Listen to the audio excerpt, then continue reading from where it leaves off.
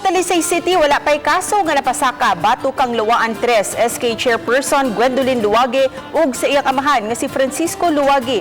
Usa sa 16 ka mga tao nga nasikop atul sa pag-serve sa Talisay City Police sa upat ka mga search warrant sa upat ka maglaing dapit si Gwendolyn.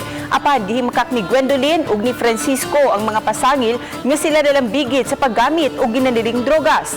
Gihulagway ni Talisay City Mayor Samsam Gulyas nga siya na alarma human mahibawi nga usa ka SK chairman sa iyang lugar ang gipasangin lang nalambigit sa illegal drugs. Makiglambigit unya ang Human Resource Department sa pipila ka mga buhatan sa nahisgutang syudad aron makapahigayon unya og surprise drug test sa mga opisyal sa barangay ug sa sangguniang kabataan. Unang gitigom sa mayor ang mga barangay kapitan aron hisgutan ang suliran sa illegal drugs. Isunod usab dayon ang iyang pakigtagbo sa mga SK chairperson sa mga barangay sa Dakbayan. I'm meeting all my barangay captains hopefully within the week or next week. Kung kanos ma-schedule namo o kanang naatanan, I'll meet all the SK chairmen because this is a cause for concern.